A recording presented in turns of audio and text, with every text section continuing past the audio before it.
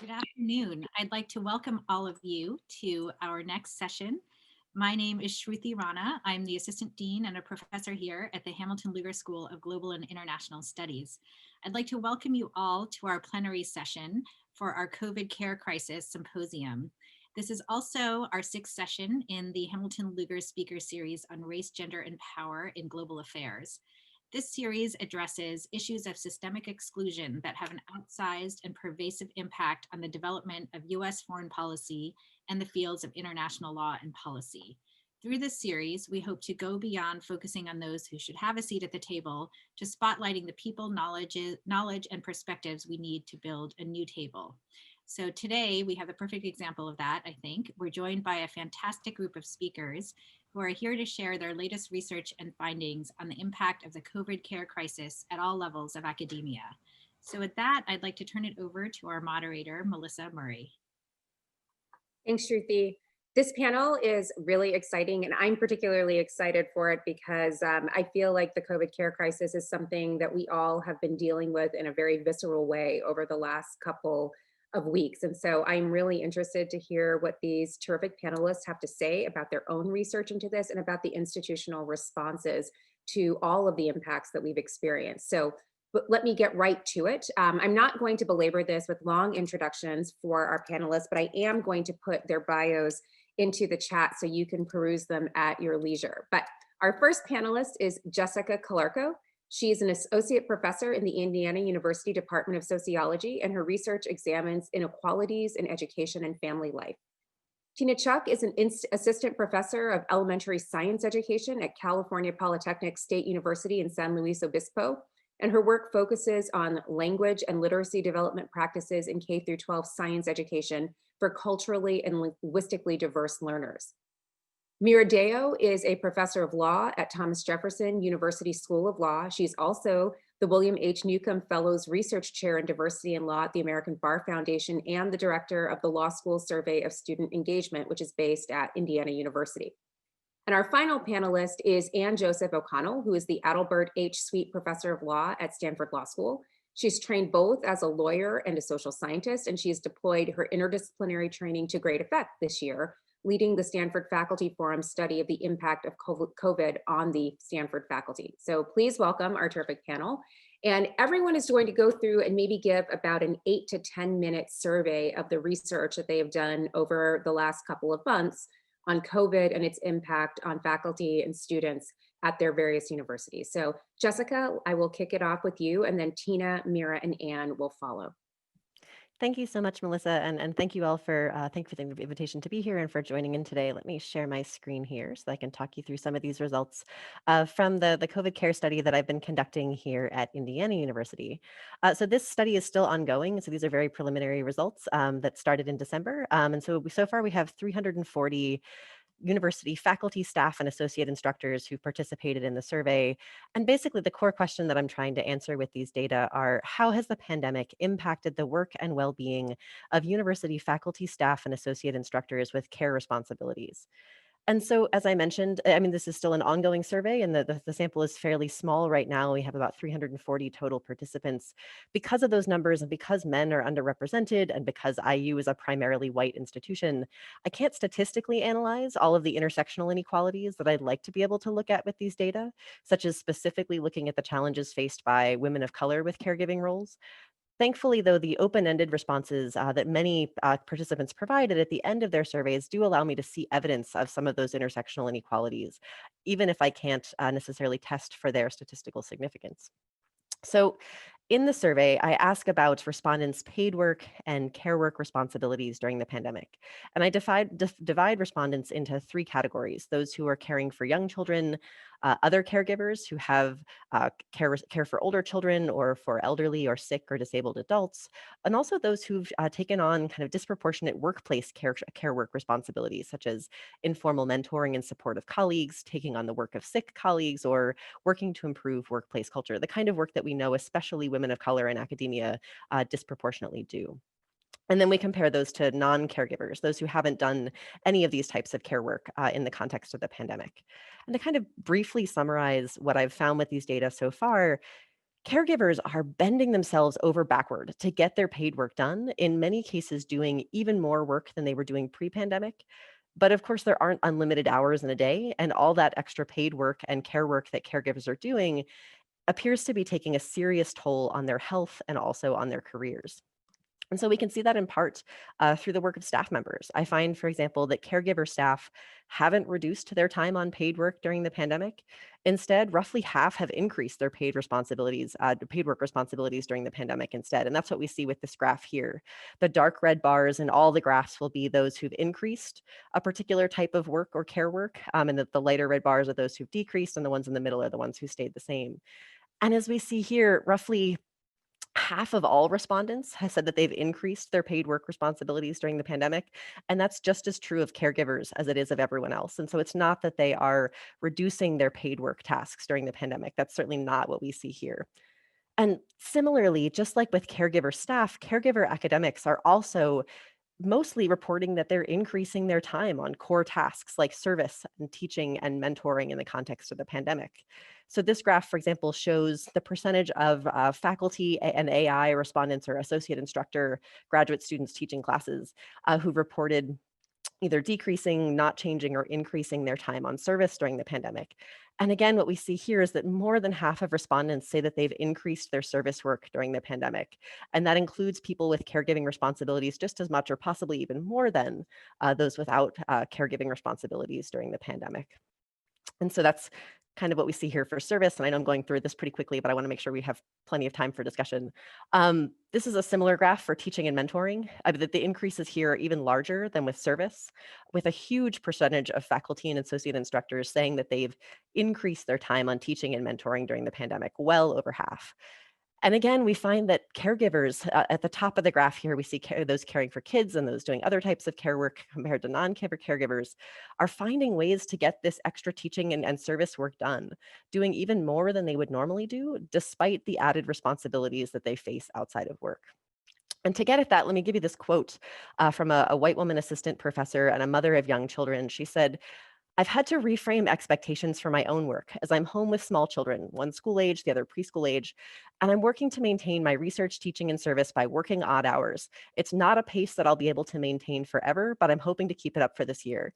Also, I realize that overall, I will not be as productive across the board, and I have to just accept that reality. For example, I may delay my tenure by a year, something I would not like to do, but the reality is I'm providing caregiving during the day, shared with my spouse, who also holds full-time employment at IU, which also includes helping with online school. Meanwhile, I'm keeping my work going the best that I can." And so, as this quote suggests, overwork isn't sustainable in the long term. Eventually, something is going to have to give. And along those lines, and turning to the question of research, what I find is that many faculty members and associate instructors have significantly reduced their time on research during the pandemic, and done so even more so than those who don't have these same caregiving responsibilities. And that's what we see here in this graph. So here, the light red bars are people who have reduced their research work during the pandemic. And what we see is that those reductions, the light red bars, are significantly more common among academics with caregiving responsibilities than among academics who don't have care work roles. And so let's get at a couple of key quotes that illustrate this point.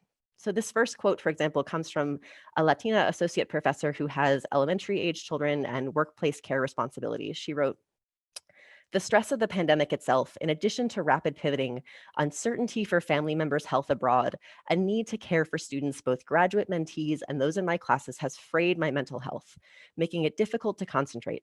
In the early months of the pandemic, there were days I just could not focus. My brain felt like mush. All I could do were shorter, immediate tasks related to my work and no deep thinking or writing. That feeling has returned in waves in the middle and later moments of the pandemic. Colleagues with little to no care responsibilities seem to cruise through and take advantage of this time to write and work as normal. Seeing how little they understand of the other side of the pandemic effects and how unwilling they are to reduce service burdens is further demoralizing, increases my stress levels, and makes me feel unwelcome in this institution." So this professor is implying that that non-caregiver faculty have had an easier time getting research work done during the pandemic. And that's actually what some quotes from those types of instructors suggested. For example, this quote from a white woman associate professor who said she doesn't have any care work responsibilities said, COVID impacts us in such different ways. I've had more time for writing and research. I'm putting this in so the results will show the spectrum of experiences, knowing that so many of my colleagues have found their lives negatively impacted in ways that I hope do not escape notice. So as this professor is suggesting, caregivers are experiencing a disproportionate amount of stress. And that stress is apparent in the quantitative survey results as well. I find, for example, that caregivers are facing substantially and significantly higher or significantly more likely to experience high levels of stress than their non-caregiving peers. And that's essentially what we see here. As the graph shows, almost half of respondents said that they've faced either a great deal or a lot of stress in their job over the past 2 weeks. And those high levels of stress are particularly common among employees who are caring for young children. 60% of those said that they're experiencing a great deal or a lot of stress. And that's significantly greater than the proportion of non-caregivers who said that they're experiencing those kinds of high levels of stress, almost twice as many. And so certainly the open-ended responses bore out those same kinds of themes. So for example, one professor told us, I'm stressed out, haven't slept more than 6 hours a night for months. I'm having problems concentrating and recently speaking. I can't find the words when I'm trying to speak. I'm with my child 24 hours a day, 7 days a week, and need to have an eye on what he's doing at all times. I rarely have the opportunity to concentrate on a task and finish it. And so beyond exhaustion, some caregivers also spoke to the trauma that they've experienced and the trauma that their students are experiencing and that they're helping them through as well.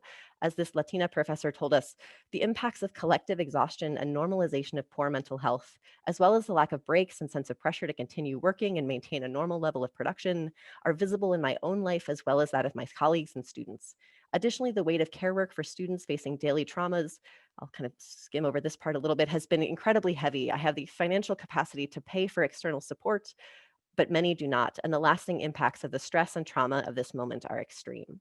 So because of these challenges, and maybe not surprisingly, I find that universities are, and the university in question here, is at risk of losing caregiver employees, and especially women caregivers. This graph shows the percentage of respondents who said that they've considered leaving their job or taking an extended leave of absence in the past 2 weeks. And we can see that a large portion of respondents, more than a third of our sample, said that they have considered this. And those patterns are significantly more likely among caregivers, particularly caregivers for young children. And I find that that's driven by inequalities for women.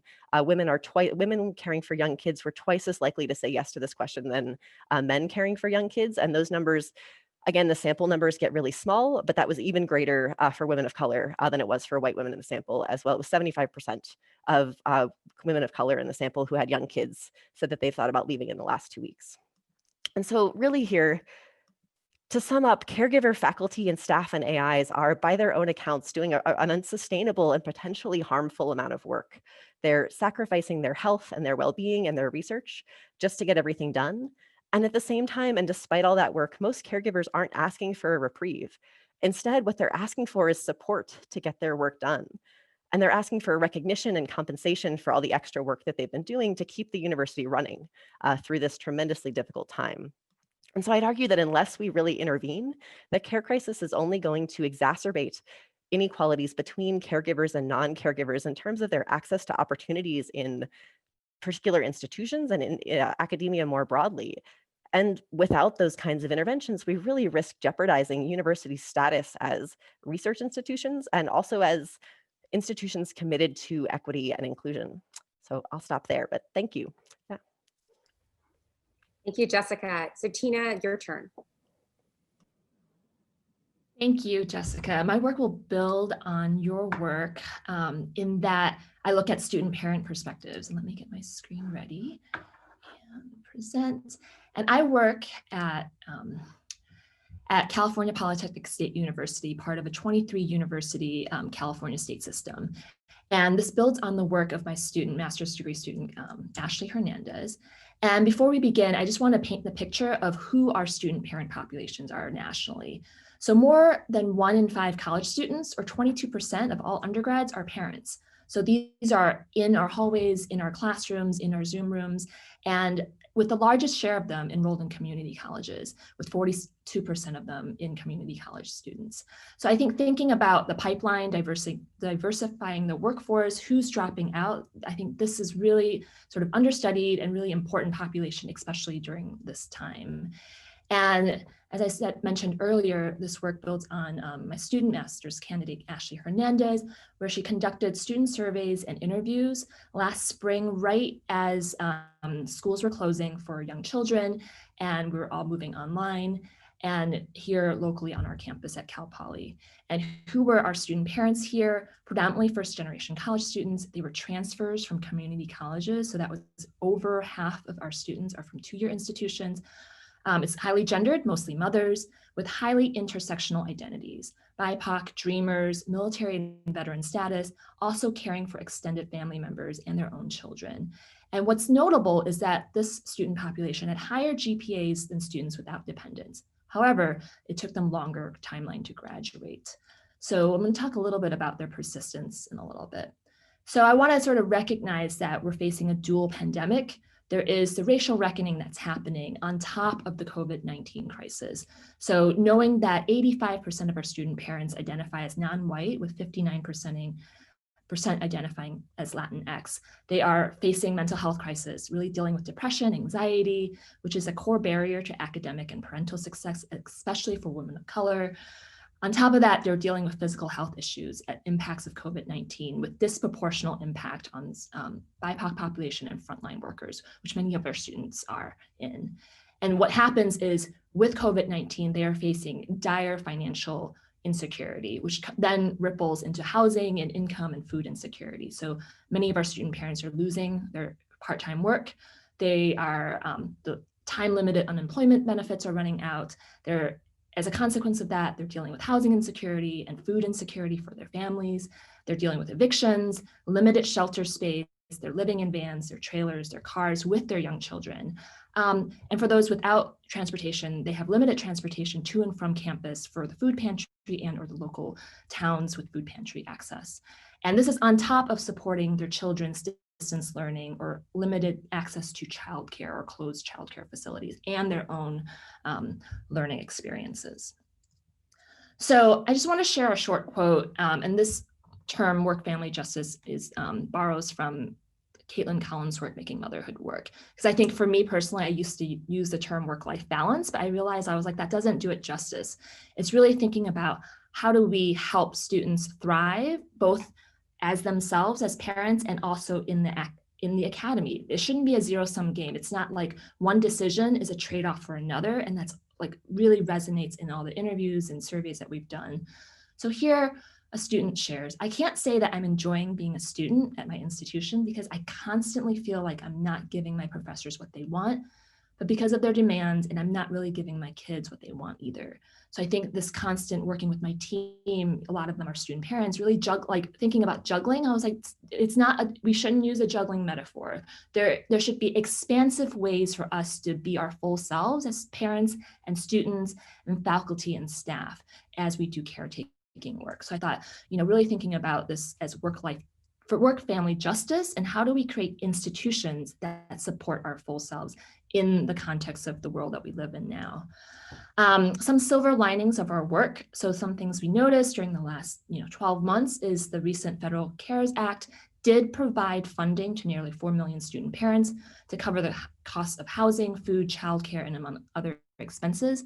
The challenge is at the institutional level, are we collecting data on student parents, right? So many of our institutions are not collecting that data as institutional data. So it's very ad hoc, it's informal, and it's really, if you need it, come to us for support, rather than we know who all our student parents are and all of their different intersectional identities, and here are the supports that we're going to push out to you, and these are the structures that exist. So I think higher ed institutions have to do a better job in counting, because this status variable changes. You may be pregnant coming in and have multiple children, or you may be not a student without dependents and then become pregnant and then become a parent during your 4 to 6 year at the university. So doing a better job at collecting data is very key to the work that we do.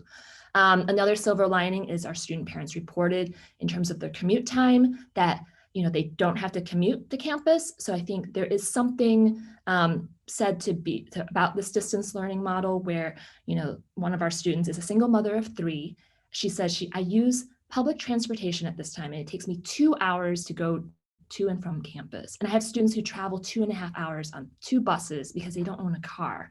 And so during that time, even the bus does not have Wi-Fi. So she's, juggling transportation, her own learning, and then her children's learning. So I think at home now, she feels like I could spend more time with my children. So a lot of our student parents see that as a silver lining. Flexible course schedule and also coursework flexibilities. I think for our students who feel comfortable in sharing their student parent status, the professors and instructors have been generous in providing flexibilities in attendance, time to turn in work in the context of what we're dealing with now. And we've also noticed a lot of community building and mutual support network, sort of building these third spaces where we're coming together and we're finding each other to support, whether it's in sort of dollar amounts, mutual support aid networks, or just building community. So we're here and present for each other. So I'm seeing a lot more of that cropping up, sort of informally and also institutionally supported. So how do we imagine a new future? I think for us, as a higher ed faculty, supporting our student parents, recognizing the intersectional identities of our student parents, they come in with so many different roles that they play, and how do we support them? How do we redefine what is a normal college student? Let's not go back to the way it's been. Let's move forward. Like the normal wasn't working that well. So let's figure out how do we build a better place? And really thinking about comprehensive solutions that include supporting second generation outcomes for both student parent and their children. So this is not just about student parents themselves, but like how do we, especially me at a public institution, invest in the future generation? These young children are looking to their parents to persist and finish college so that they can build a better future for themselves. So this is a public investment for both our student parents and the next generation. And lastly, this new work we're doing is really redefining what it means to be a student parent. So how do we redefine what a student parent is? How do we capture their joy? How do we capture their thriving and their resistance and their persistence in spite of all these very challenging barriers, gatekeepers that they are facing? So I think this spring and into the summer, we're going to collect counter narratives, really interview students and then collect their stories and really understand who are our college students. They are student parents. They are in our classrooms. They can thrive and they are getting higher grades. They want to build a better future for themselves and their family. And I just want to give a shout out and gratitude to my student parent joy team, Ashley, Jasmine, and Kaylee. They have been amazing parent scholars and students really supporting this work and highlighting all the different intersectionalities that come as a student parent. So thank you very much. And I'm going to pass the baton off to the next speaker. Thank you, Tina. Meera, you're going to turn to the law school perspective. So I love that we are all building on one another's work, and I will continue that and do the same. I'm just sharing my screen here. So I want to start by thanking my co-organizers, Saira Chaudhry and Shruti Rana, for working with me on putting together this event, and to all of you who are my co-panelists for sharing your data and experiences, and of course to the audience. We're all here to work together collectively towards change. So today I'm sharing some preliminary results from a new study, Pandemic Effects on Legal Academia.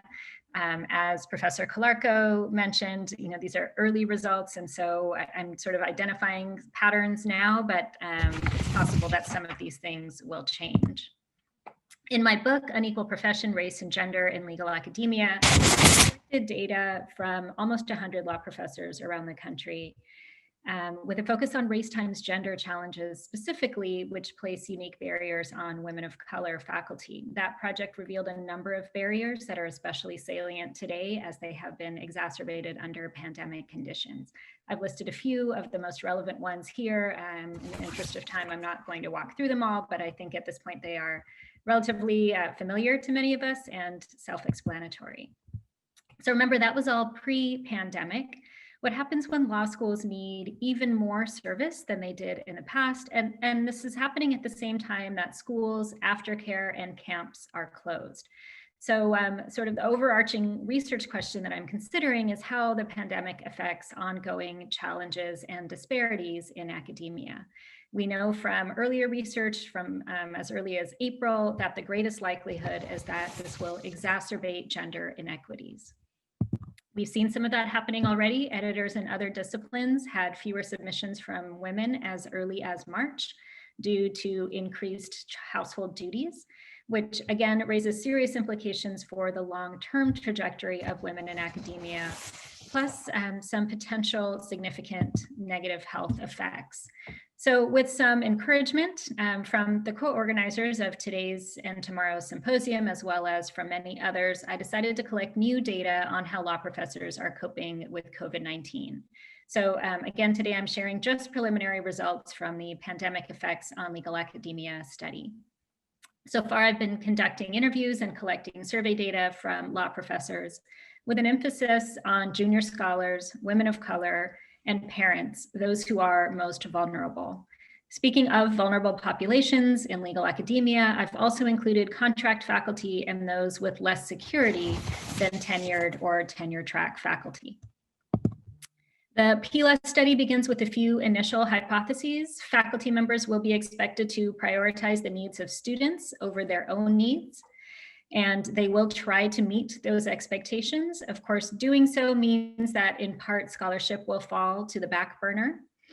As an additional result of the scholarship then being less prioritized due to these increased service demands, there will, I think, be fewer submissions for law journals as of August 2020 and continuing through this next cycle and into summer 2021 and perhaps beyond.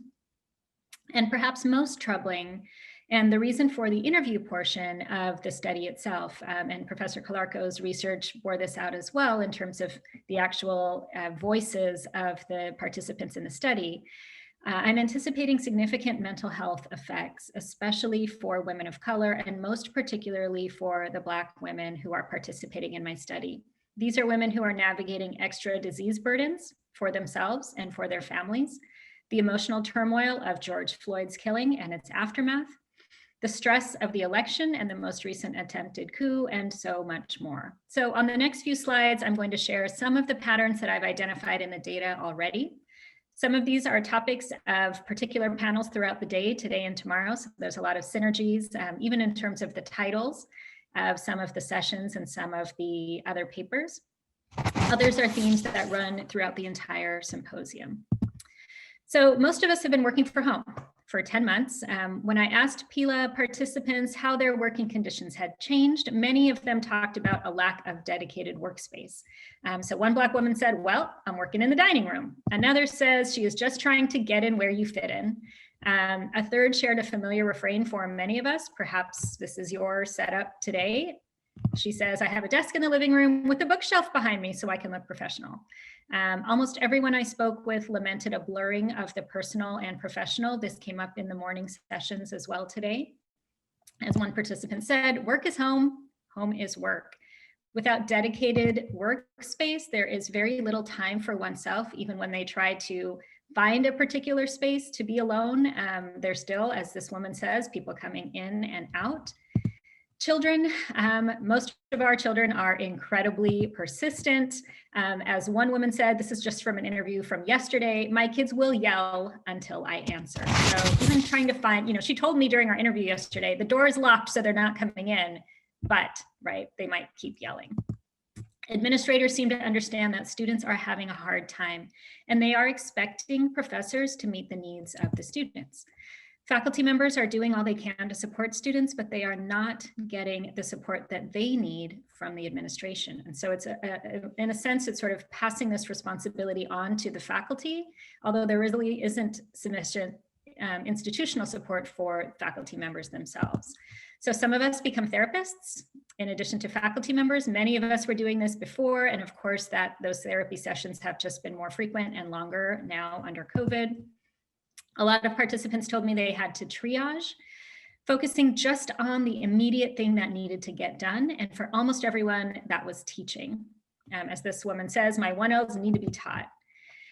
And even that was a struggle. This was one of the most difficult interviews I did. An assistant professor in her very first year of teaching, who is juggling a toddler at home, told me that she is pulling 2 all-nighters every week just to prep for class. So she's not actually getting any additional work done. This is just for course prep. So with all that time on course prep and other service work, Of course, this means there is not much time for scholarship. Many of the people I spoke with told me they did not write at all this year. Some just couldn't get in the right headspace. So they were trying to write, but they just, couldn't get in a place where they could do it. Others were overwhelmed with other priorities, right? From basic things like sterilizing groceries to managing childcare and Zoom school.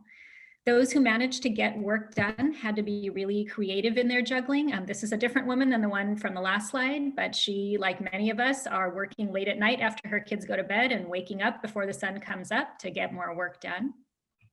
Junior scholars especially worried about how their lack of productivity would impact promotion, tenure, or contract renewals. And almost everyone talked about increased stress, pressure, and anxiety, as other research has also shown. So I know I'm almost out of time, and so I'll just share this particular slide of almost a dozen quotes sharing mental health challenges from faculty. Reading through these, you can see there are racial implications, increased guilt and loneliness, marital troubles, physiological effects, and an awful normalization of a lack of basic needs. So that blue quote in the middle, the longer quote, is from a woman who says, it kind of starts to feel normalized because you start thinking of them as personal sacrifices. You stop thinking of them as personal sacrifices, like not sleeping, not eating, not having breaks. I want to just end by talking a little bit about strategies and solutions, and hopefully this is a starting off point for us to continue in the separate registration session at the end of today's symposium and again tomorrow. Those who can't afford it are simply subsidizing their own work. So they're paying for in-home help or fancy Ethernet cables or whatever it is they need, extra monitors. That came up a lot as well. Others are finding ways to stand up for themselves, especially drawing from mentors and talking with others and thinking through how they can do that. Some of these people are fighting to get the accommodations they need, which contributes further to mental health stressors. Most people do not feel supported institutionally. Those who were offered immediate fixes like tenure extensions were concerned that it wouldn't be enough, right? As this woman says, it's not going to get better if we wait a year. We're still in COVID. She's not necessarily writing any more now than she was 6 months ago. And others are especially concerned about their colleagues who may be delaying a year that are actually writing significantly more, as we've heard about from our other panelists as well. They know that they'll be compared with them. The actual, I think, best solution is something that is actually more simple than what we might think. And that is, as one person said, pay attention to this stuff. Ask us for what we need. This was probably the easiest and most fruitful solution that I heard, and one that I think can be more easily put into place. So some of the people I talked with wanted teaching relief, others wanted fewer service duties or more RAs or greater funding or resources, but especially with regard to junior scholars and those who are most vulnerable, there's usually not that many of them. There is an opportunity for administrators to have these conversations and figure out how best to meet the needs of these individuals so that we can maintain some semblance of diversity, equity, and inclusion in academia going forward. Thank you. Thanks, Meera. Anne, I'll turn it over to you. Okay, Meera, there we go. Stop sharing this. I need to share my screen, but I can't while Meera's, okay.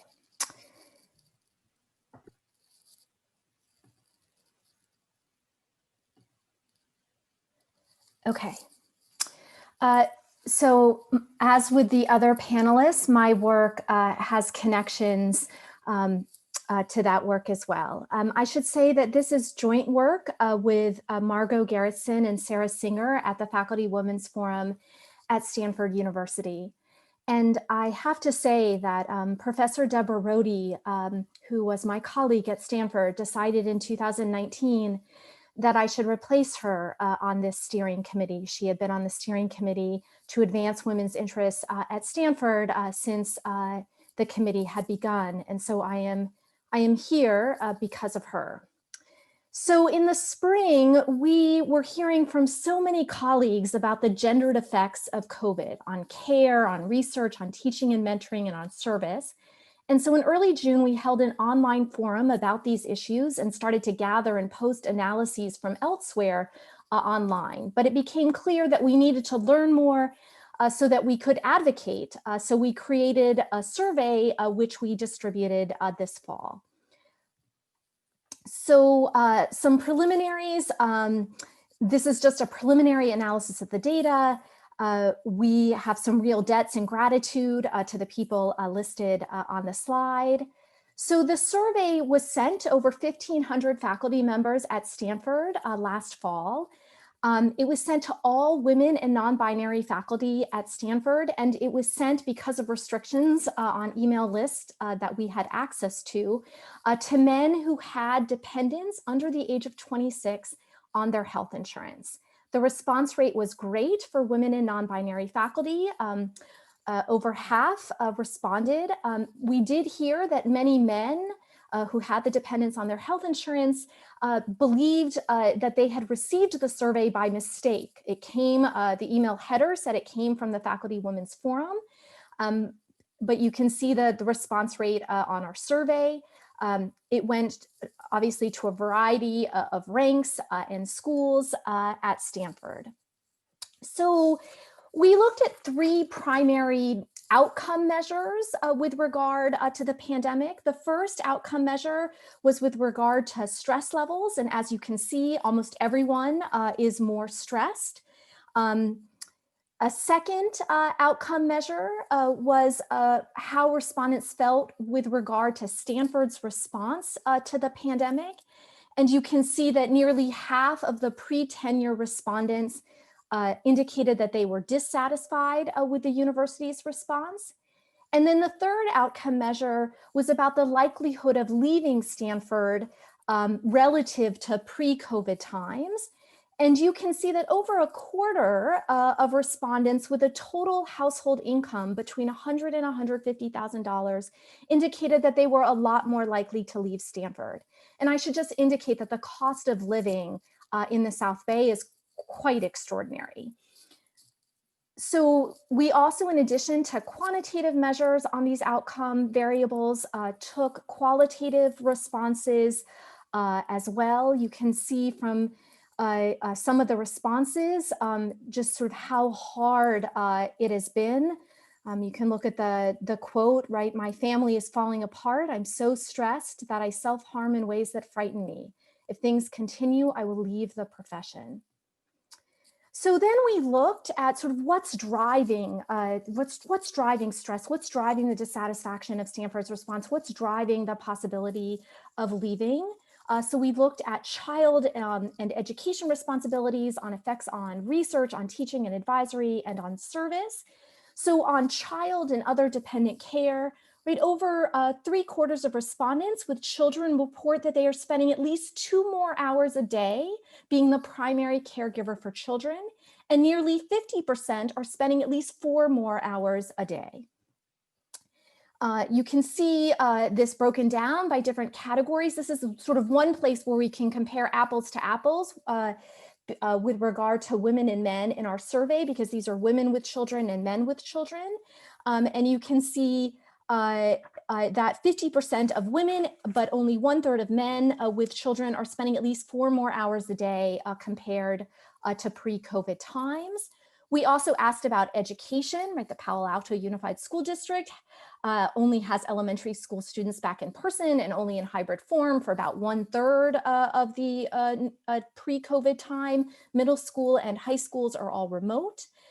So a majority of respondents with school-age children are also spending more time per day, between 1 and 4 more hours per day compared to pre-COVID. And you can also see this broken down by gender. And you can see in the qualitative responses, just as other panelists have described,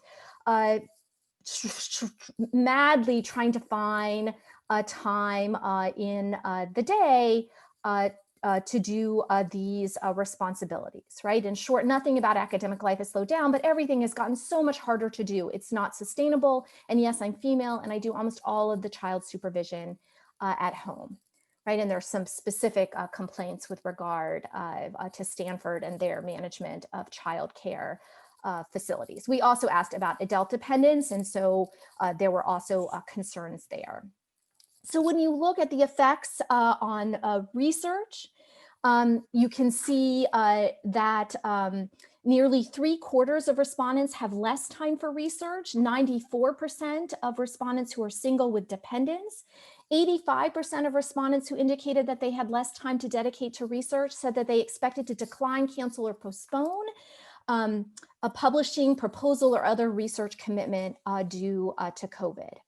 And you can see on the qualitative responses, right, less time for research, as Meera and others have described. Obviously, I'm postponing writing papers and grant proposals. In the sciences, there's sort of even more sort of different consequences with regard to the pandemic. So kind of using research funding that they have to be able to continue to pay for staff, but there's less ability to carry out research, which then is going to affect the ability to get funding in the future. So a lot, particularly in the sciences, with regard to that, right? I feel that I am mortgaging our lab's future to support our people now. And with regard to effects on teaching, we see so our survey went to everyone at Stanford. We have a huge medical complex, but if you just look at the non-medical respondents, that nearly 60% of them are spending more time on teaching related to pre-COVID. Half of the non-medical faculty at Stanford are spending more time with regard to advising and mentoring. And similar to the other panelists, students have a lot of needs. They tend to come to certain professors. I worry that I'll get bad reviews because students don't like remote learning, and that will affect my promotion prospects. It's tough staying healthy, upbeat, and energetic. With regard to service, here we see some differences with regard to the younger faculty, that the tenured faculty and so-called leaders on campus, as one would expect, are devoting more time to service compared to pre-COVID times. Again, in the qualitative kind of response about the service, right? I've thought about leaving academia because the requests for service activities still keep coming at the same pace as prior to COVID, and declining them as a gut punch, but I can't do justice to them with my time taking care of home and family. So with regard to what to do, what has the university done? What do respondents want the university to do? So Stanford has offered a 1-year tenure clock extension and has made it an opt-out as opposed to an opt-in after some of the responses we got in the survey. About half indicated that they would take the clock extension. We asked about a 2-year clock extension.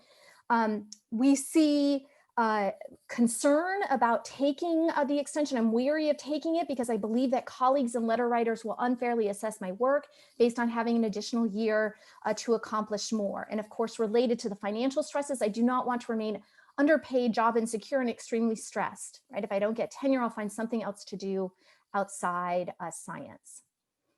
So in terms of other aspects of what has been provided, the biggest thing that we took from the survey is that other relief that's been provided was individually negotiated. And this caused a lot of concern that there was a sort of added stress to have to go and negotiate additional relief. And so some of the typical, and that was not always the case, some individual departments automatically provided some relief, but that was not the norm. What was that relief? Course relief, some service relief, assistance for online teaching, some equipment, some financial support, but many respondents commented on the lack of relief, right? It feels like the administration has only taken away financial resources and not provided any relief. So I'll close with what did respondents want, right? They want research support, right? Especially in the sciences, but in other fields, sort of money to help, especially with the inability or slowing down of getting grant proposals in. We want time and how to get time, relief from teaching and service. With regard to the tenure clock, it's more than time that they wanted adjusted expectations for performance reviews, adjusted expectations for other tasks, long-range planning for research recovery, and then there were additional aspects. And I can say in closing that we're working on this. We presented this we also, to the faculty at large, we've also presented to a subset of campus leaders, including the president of Stanford and the provost of Stanford. The next sort of thing on the table is we're presenting to all the chairs at Stanford this quarter. Okay, let me stop sharing. Great. Thank you, Anne. And thank you to all of our panelists. I feel very seen. I actually think I am one of the participants in Meera's study. I felt very familiar with some of that. In order to sort of think about how to go forward, let's try and maybe move back and think about how we got here in the first place. And one of the things that struck me, certainly in Anne's presentation, but in all of the others, is that the problems that are being raised are perennial issues for caregivers in academia and for students who are in academia while also balancing caregiving responsibilities. So these challenges have existed for a long time. It's that COVID has exacerbated them or universalized them so that they are now broadly shared among a wide variety of people. And so I guess one of the questions I want to ask is really related to something that Tina said about this idea of public investment in care. We don't have public investment in care. In fact, what we have is the privatization of dependency within the family. And as Meera pointed out, much of the private scaffolding that the family has used to balance or make possible work and family life aren't available right now. And so the care crisis is even more pronounced. What can we expect from institution? What should we expect from our institutions? What should we expect from the state? Is this a moment where we can challenge the idea that the burden and joys of care are to be enjoyed solely by the family as an institution? And you all are free to weigh in.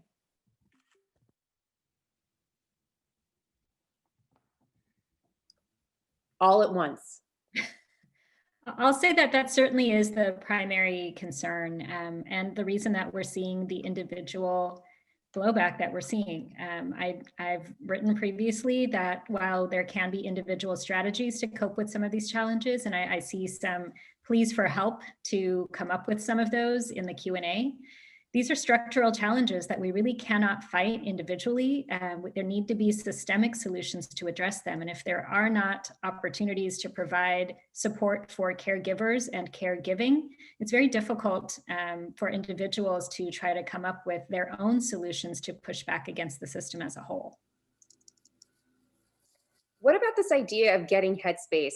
One of the audience members asked for, what can we do either to support each other in advocating for negotiated relief or for ensuring that policies just offer this relief broadly so that people don't have to negotiate individually? How do we actually get that kind of headspace? And I know Anne has been thinking about that a lot in the context of Stanford, and some of you have been thinking about that in your institutions as well. Yeah, there's a tension between sort of universal or uniform policies, and then of course the inequality that other panelists spoke of, right? Think about tenure clock extensions. If everyone gets the same extension, sort of what happens in that time is going to differ on the burdens that are shared or not shared among that group. So one thing that Melissa and I experienced at Berkeley, which may be a way in, and it's something that we're exploring at Stanford, was with regard to parental leave in non-COVID times, that there was a standard policy of receiving 1 semester of relief, of teaching and service relief, but the ability to get a second semester if you testified, or I guess testified is the wrong word, but that if you said that you were the primary caregiver in that time. So it allowed, in particular, mostly women to have a second semester of relief.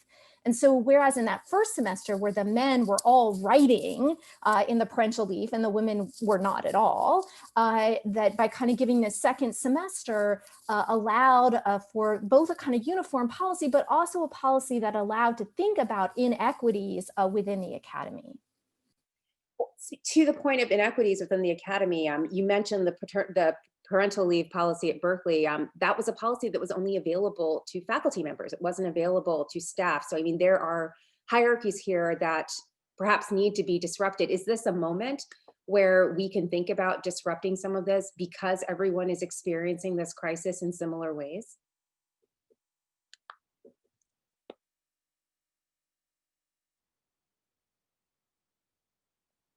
I'm calling for anarchy. Rise up. No one wants to join me. I find that I think this is a really interesting problem. Like, you're getting at all of this, but at bottom, a big part of this is the inability of institutions to have already assumed some of this burden as well. How do we get past that? I mean, I think for me, being a new faculty, I'm seeing just the leadership being critical. So I think, who are they hiring? Who are they promoting? And who are the people at the table making decisions? So I think I'm sort of tired of the excuses that people make to protect the status quo, to keep things as the way they are, protecting whiteness, protecting masculinity, protecting those in the leadership, to maintain and protect the way things are. And I think for women like myself, for my students who are, students of color, parenting students, they're struggling, and they're not even counted. They're made to be invisible. So I think for us, how do we make ourselves more visible to, so that people recognize that we are in these spaces, and to stop hiding our caretaking work, because that's part of our identity. We shouldn't have to close that door when we come to the campus, or close our doors, or in our Zoom rooms. That is, I think, this time allows us to share, like, our children, our family, all the responsibilities, that we're human beings and we can't just compartmentalize anymore. So I think hopefully we can be more visible and share our stories, so that we are taking up space, because so often we are asked to make ourselves invisible, at least those roles. I think we can, as you say, be individually more visible and also collectively more visible. I've been really encouraged to see that there are more people banding together. I personally think of it as interest convergence, and you may not always be on the same side, or promoting the same goals every time, but I think this is an opportunity for people to really come together. And it's a time where so many of us are struggling individually, that I think we're recognizing the humanity in our colleagues and our students and our staff members, and recognizing the ways in which we are struggling in similar challenging ways. And so it is an opportunity, I think, for us to come together. I mean, this symposium is an example of that. And we did, frankly, get some pushback from people who thought, oh, well, isn't this just creating extra burdens for the people who you're saying are already burdened? And then, it's been such a powerful day already of solidarity and thinking through solutions that are helpful, I think, not just for us individually, but collectively and into the future in terms of the longer term trajectory of academia. So I think really working with others is something that is maybe not actively as encouraged as it could be, but a real way forward. Otherwise, we are just individually negotiating for ourselves. We don't know what others are getting. We don't necessarily know what's appropriate. One of the women in my sample said she didn't even want to share what her childcare burdens were, because she had one child and she was an assistant professor, and she thought she would like to have one more child while she was on the tenure track. And so she didn't want to complain about anything, because she was hoping to get maternity leave at some point, maybe 5 years from now. And so she just didn't want to say anything about the burdens she was carrying. And that's not how we want anyone to feel. And it's certainly not a show of support for struggling faculty. There are a couple of questions in the chat that I think sort of are calling for changes in discourse. So for example, Katie Alveston at UC Berkeley has noted that maybe we could shift our thinking about the provision of care from market-based care or individualized responses to thinking about this and the provision of these responses as a kind of social insurance that we all need. Likewise, there is an interest in expanding our understanding of what care work is beyond childcare, which is predominated in discussions of this, and to thinking about adult care or care of other people who are not necessarily family members. So again, maybe we need a shift in discourse, and that too could open up avenues for building broader coalitions that could be more powerful.